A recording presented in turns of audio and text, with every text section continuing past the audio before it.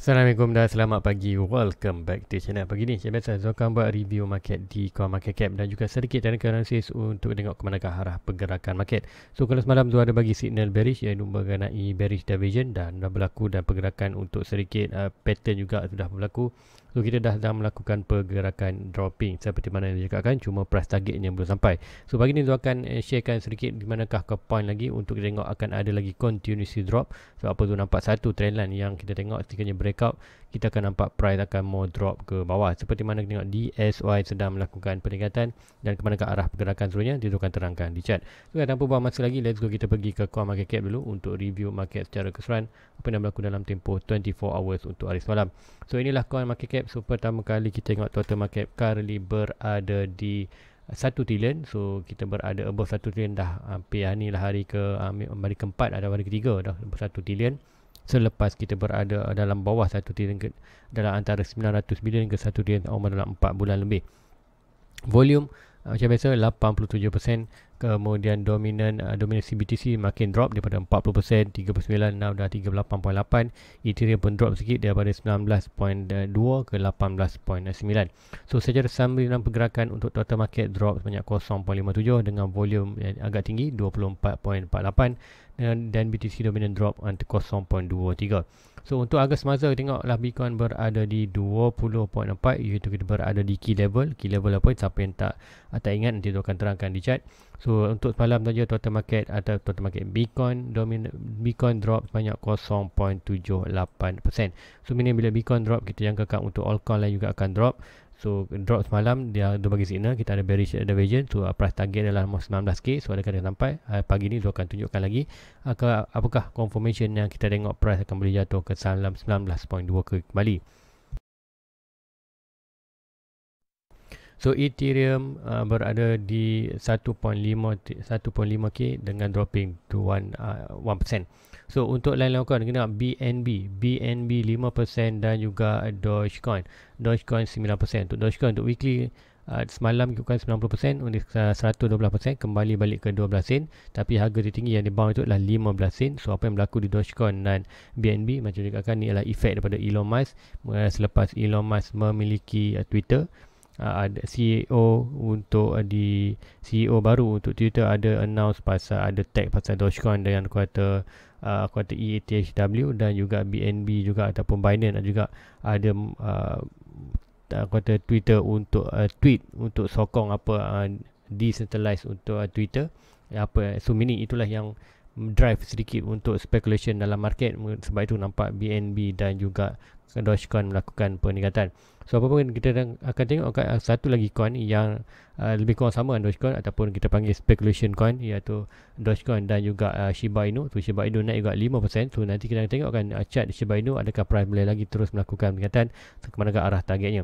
So tanpa buang masa lagi, let's go kita pergi ke fear index dulu. Fear index kita currently berada di 31. So less fear. Sebelum ni kita berada extreme fear. So let's go kita pergi ke chart. So chart adalah yang pertama tu akan tengok dulu DSY dollar. Sebelum kita pergi Bitcoin tu nak tengok dulu DSY dollar. Kenapa? DSY dollar dah menunjukkan pergerakan yang Zul cakapkan, iaitu kita akan possible kalau breakout above ini. Sebab apa? Price malam adalah berada di atas trendline. So ada potential untuk price sampai ke kawasan resistance. Walaupun kita store RSI kita berada overbought, tapi RSI kita berada 50. Now RSI berada above 50 seperti mana tu terangkan apa yang boleh berlaku seperti pergerakannya ini. Pergerakan contoh ini ditunjukkan semalam. Pergerakan ini RSI berada di 50 dan stop RSI overbought, price dia lagi boleh melakukan peningkatan. Dan sekiranya berlaku pergerakan ini bermakna momentum bullish ataupun momentum kenaikan untuk DSY itu tinggi. So meaning untuk current time sama juga kita nampak price itu currently above balik 50. So menunjukkan price untuk DSY dollar adalah untuk arahnya lah lebih untuk naik ke atas. So untuk target untuk DSY dollar adalah at least berada di kawasan ini. Kawasan ini dan juga trendline ini, di mana sekiranya DSY breakout trendline ini, kita akan ada massive pump untuk DSY. So ini bila massive pump untuk DSY ataupun dollar, ini meaning align dengan punya analysis, kita jangkakan bulan 12 kita boleh dapat bottom untuk di Bitcoin. Sebab apa? Bila DSY naik, Bitcoin akan drop. So meaning untuk clear, untuk kita tengok DSY, kita nampak price adalah more untuk melakukan kenaikan daripada melakukan dropping. Sebab apa? Kita di gain, dan untuk channel ni pun low channel dan upper channel. So price target lah mostly di kawasan ini dalam 112 113 kembali. So kenaikan ini adalah kenaikan di DXY dollar akan menyebabkan Bitcoin akan drop. So first kita akan itulah yang datang pertama, kita tengok DXY sedang dollar index sedang melakukan pengukuhan. So bila dolar melakukan pengukuhan, kita akan tengok Bitcoin akan drop. So apakah let's say lagi. So Bitcoin ni semalam Zul ada share yang sedikit aja. So Zul ada sharekan Discord channel sikit pasal yang ni. So Zul akan terangkan pagi ni. So apa yang Zul nampak adalah semalam ikutkan Zul hanya share yang ni saja. Zul hanya share position ini, di mana price target itu adalah yang ni. Zul sharekan yang ni saja. So dah volume range dan kita dapat bearish divergence malam. Buat price buat higher high tapi RSI buat high low. So mini price nampak inilah bearish divergence dan prediction lah price mau drop bawah. So untuk pattern ni sebenarnya kita dah breakout untuk di 4 hours. Dah breakout. So current price nak on drop ke kawasan 19.33. So kenapa price ini adalah penting? Key level kita berada di line kuning ni. So meaning sekiranya kita still lagi kita tengok daily. So kita tengok daily, weekly. So weekly kita kalau meaning kalau tengoklah weekly, kalau weekly drop balik below ni, kita akan ada continue drop ke bawah. So apa untuk short term aja, kita akan tengok short term dari 4 hours. So kali ni nak tengoklah apakah confirmation yang kita boleh price tu confirm boleh sampai 19.4, 9.2 balik. Confirmation adalah yang tadi, yang Zul draw tadi, iaitu yang Zul draw adalah trend line. Kita akan drawkan.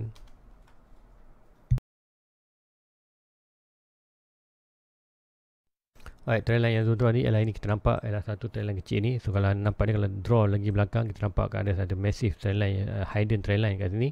So meaning ini trend line adalah kita boleh monitor untuk pergerakan di mana sekiranya Bitcoin break yang ni, kita kan boleh katakan ialah confirmation more adalah berat untuk dia drop 92.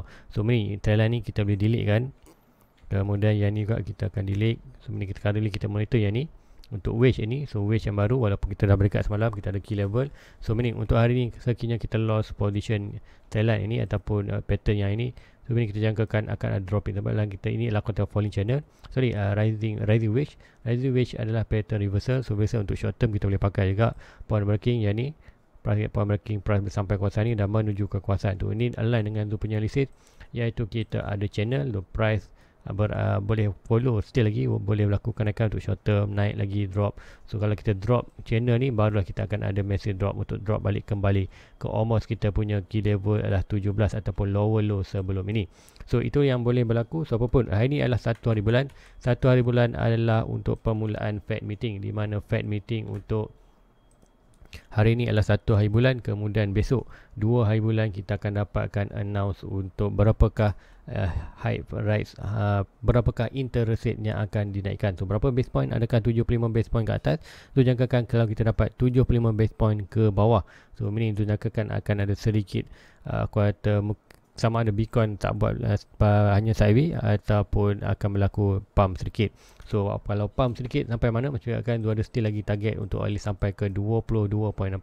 Sekiranya itu berlaku dan dijangkakan bulan 12 nanti untuk next Fed meeting atau last Fed meeting untuk tahun ni atau 14 bulan 12, dijangkakan kita akan dapat 100 base point yang pertama. So dengan 100 base point pertama, dijangkakan akan ada huge drop balik untuk ke bawah, unless at least untuk balik ke lower low 17 ataupun lagi lower.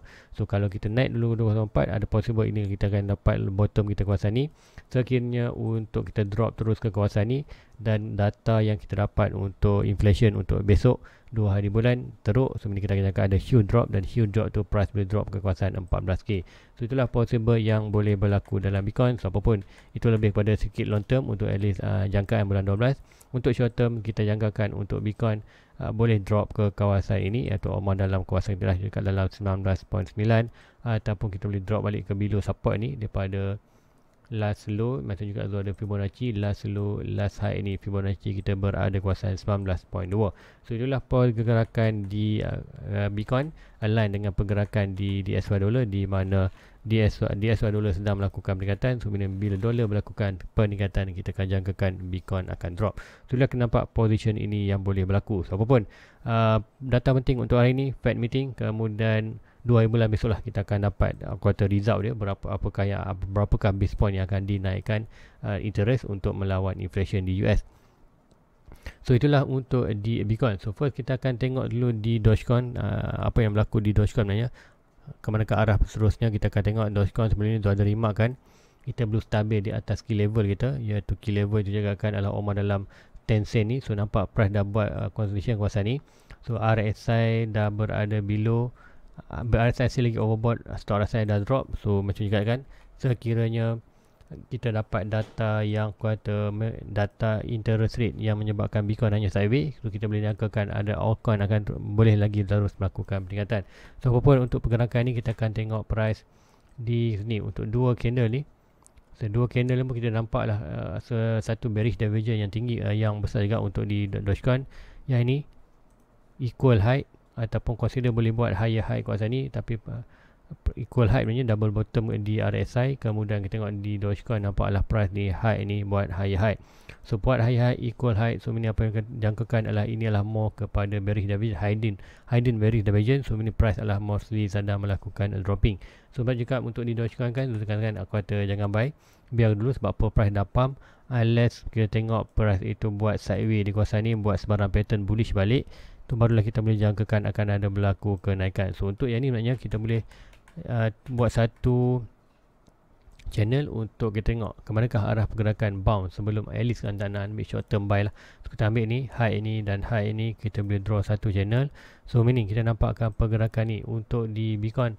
Sekiranya Bitcoin pula Dogecoin kembali balik mana-mana kawasan trendline ni, consider anda boleh masuk buy untuk short term untuk regain balik kawasan. Sekiranya the loss position ni, meaning aku kata kota hati sebab price boleh drop balik ke bawah ini. So inilah kawasan penting untuk channel ni. Anda boleh monitor untuk di Dogecoin. So lagi mana Dogecoin berada kawasan ini, biarkan saja. So unless kalau anda betul-betul nak cuba short term, tunggu dulu Dogecoin kembali balik mana-mana kawasan trendline ni, kemudian anda boleh buy dan make sure anda stop loss anda di kawasan ni.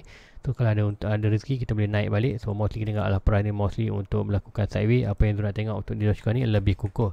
Dia punya untuk next kenaikan adalah bertahan di atas 10 sen. So sideways kawasan ni hit trendline tu, mostly dia boleh pump balik untuk next kawasan ikatkan ke dalam 18 sen dolar.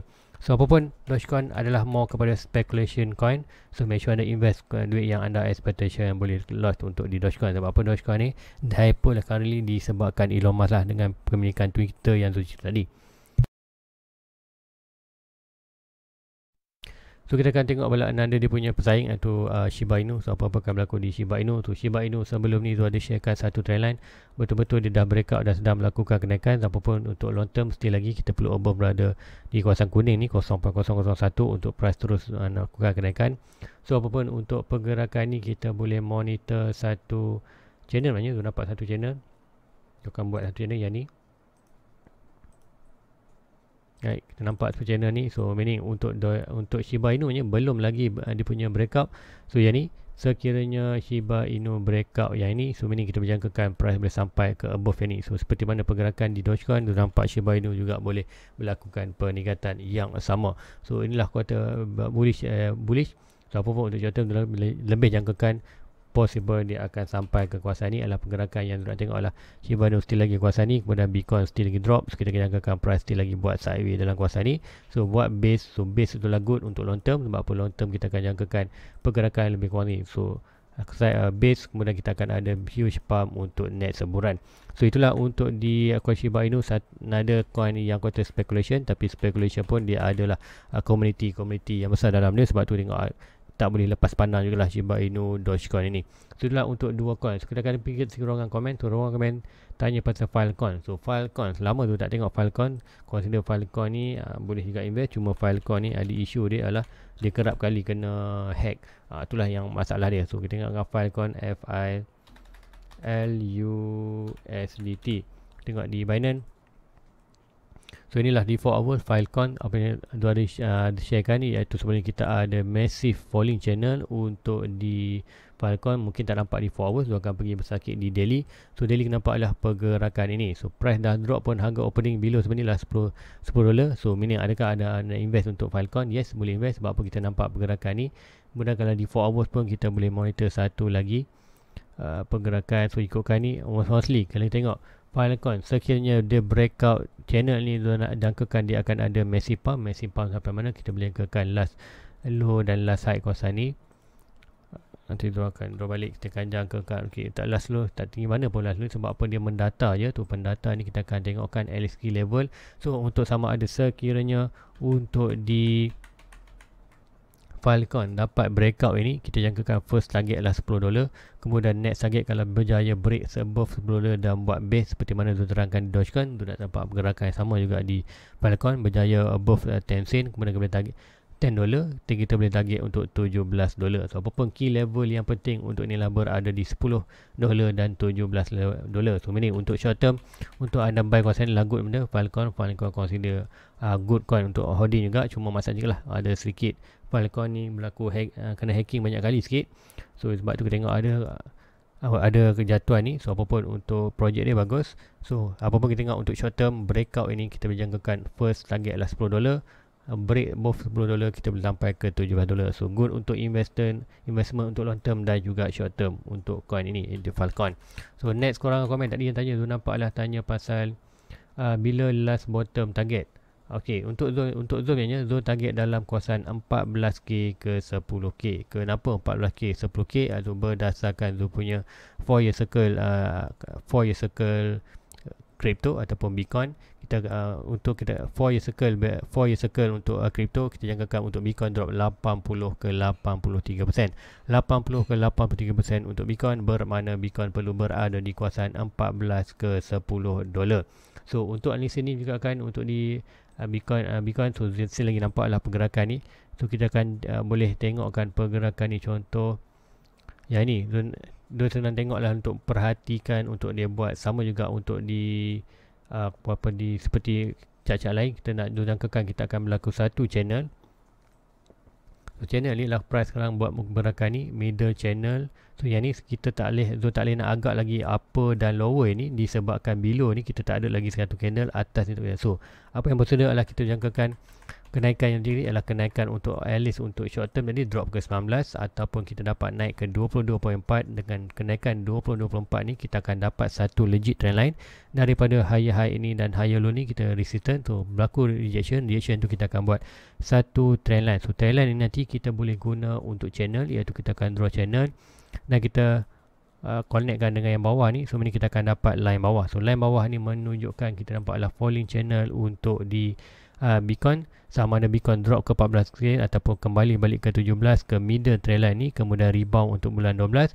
So ini kita jangkakan bottom untuklah sama ada di kawasan 17 ataupun 14k. So itulah yang dijangkakan, tapi berdasarkan data yang zone expectation ataupun menjangkakan untuk Fed meeting, kemudian dengan quarter 1 punya report.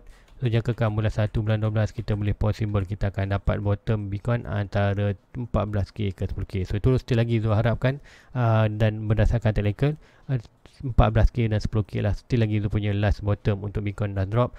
Dan apapun terpulang kepada nanti bulan 12 bulan 1. So Zul dah cakapkan bulan 12 tak kira lah price berapa, sama ada price berada di 14k ke 17k ke 14 berada di 20k saja. Bulan start bulan 12 Zul akan kata start DCA. So akan start DCA untuk Bitcoin dan juga altcoin. So spesifik adalah date adalah selepas net kuartal Fed meeting, iaitu almost dalam 14. So almost dalam pertengahan bulan lah, itulah 15 bulan 12 ke atas tu akan dah start, akan buat decision sama ada kita akan tengok macam berapa price. So untuk yang tu Zul akan start buy di Bitcoin dan juga altcoin. So Zul akan start DCA sebab apa, kita dalam bearish market dalam 4 tahun. So tahun pertama adalah kita jangkakan bottom untuk Bitcoin, kemudian tahun 23-24 kita akan another sideway, dan last sideway itulah untuk kita DCA. So sebelum next sebulan kita akan kumpul aset untuk menunggu tahun 2025 untuk next sebulan. So guys, so itu saja untuk analisis untuk pagi ni. So sedikit perkongsian untuk macam mana Zul baca market. So boleh dapat belajarkan. So apapun untuk Bitcoin, kita akan tengok di awal dolar sedang melakukan pengukuhan, meaning Bitcoin boleh melakukan dropping. So untuk short term Bitcoin boleh kembali balik omah dalam kawasan trendline ni.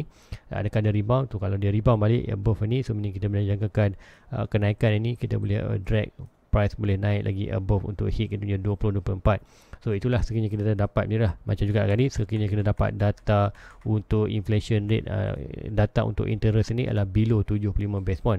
Kalau kita ada kenaikan below 75 base point, dijangkakan sedikit quarter green, bagus untuk di Bitcoin akan boleh melakukan sedikit peningkatan dengan kita jangkakan kalau dapat tu dolar kembali balik drop mana kita ada satu line ni depend. So DSY boleh drop balik below, tapi current time kita tengoklah price more nak melakukan kenaikan, tapi sekiranya data interest rate tu kenaikan adalah low, tak banyak kenaikan, still lagi ada kenaikan tapi below macam kan tu kosong beli 50 base point ke bawah ataupun 75 base point bawah, kita akan jangkakan dolar boleh drop.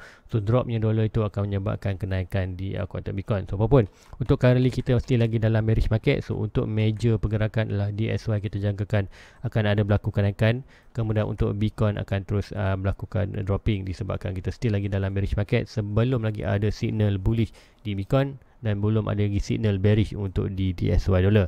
So untuk short term kita still lagi akan berlaku dropping untuk Bitcoin, untuk long term still lagi untuk long term still lagi kita akan jangkakan untuk Bitcoin melakukan dropping untuk sebelum next bulan. Tu tahun ni lah jangkakan bulan 12, bulan 11, bulan 12, bulan 1 jangkakan bottom sebelum kita ada pergerakan bearish untuk di DSY dan juga DSY tak bearish, DSY akan naik tapi expected sideways. So sideways itu akan menyebabkan berlaku akan more aset-aset lain seperti Bitcoin, gold dan all akan melakukan peningkatan. So mula aset selain kata sebab apa DSY ni, kalau DSY naik so meaning semua aset, segala aset bukan Bitcoin saja, semua aset-aset lain akan turut melakukan dropping. So meaning itulah kata kita perlu monitor juga, penting untuk kita monitor DSY dollar ataupun dollar index. So guys, so itu saja untuk pagi ni. So sekiranya anda ada sebarang pertanyaan boleh type di ruangan komen di bawah. Tu akan reviewkan. So ikutkan yang lepas-lepas sudah review, so ada termis tak. So kali ni rasa tu tak ada termis. So kita perlu tengok adalah kita akan tengok terbiwek ada scammer juga dalam kata spammer dalam tu punya chat tu. So make sure anda tak terikut lah scammer dalam tu punya ruangan komen. So guys, so itu aja untuk pagi ni. Like, subscribe, share kepada rakan-rakan lain. So apapun hati-hati dengan pergerakan ni untuk short term. So apapun tu still lagi untuk tunggu bulan 12 untuk bottom sebelum tu start DCA. So guys, jumpa lagi next review. Assalamualaikum, bye bye. Your fucking hands up.